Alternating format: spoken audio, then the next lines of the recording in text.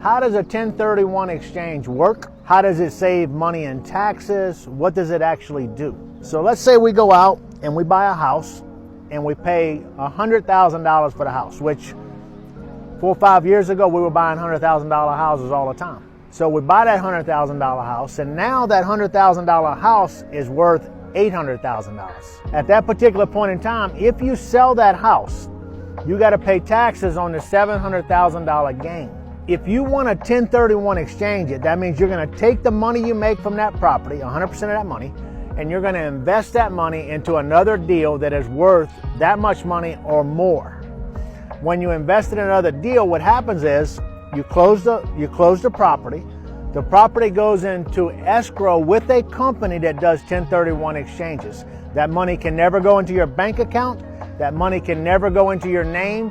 That loan or that property cannot close, and then the next day you decide you're going to put it in 1031. It has to be done prior to then, and it never touches your hands.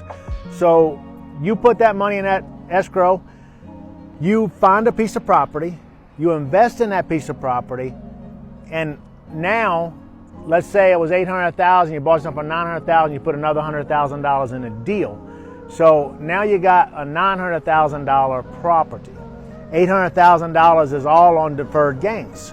So with the deferred gains, you can do that over and over and over and not have to pay taxes on that money. If you ever cash it in and decide that you are not going to put that money into something else, you sell a property and you're going to keep the cash, or you allow that cash to go into your hands, then all of the taxes due, if you did 5 1031 exchanges, all your taxes are due at the end when you cash that money out. Now, let's say I'm 54 years old. I've done the same 1031 exchange 10 different times on 10 different properties, moving the same money.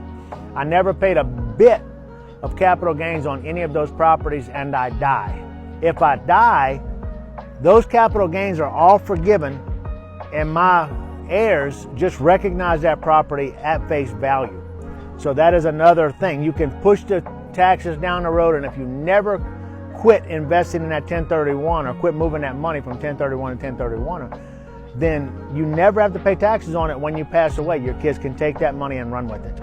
There's a few other things that are with it. You can Google 1031s and look at it.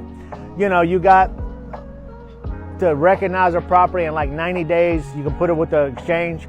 Then within 90 days, you got to take it and you got to recognize a property, and you got like 180 days to completely close that property.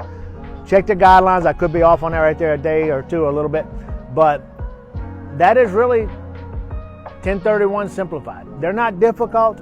They can save you a lot of money if you're a real estate investor from year to year to year to year. Because if I got to sell that and I got to pay 35, let's say I pay 40% taxes on that $800,000, I'm going to lose, what is that going to be?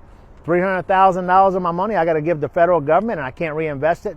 I would much rather 1031 it, keep all that money, put it in a bigger property, and then go from there. So that's what we're doing them for. That's why we do 1031 exchanges on our side.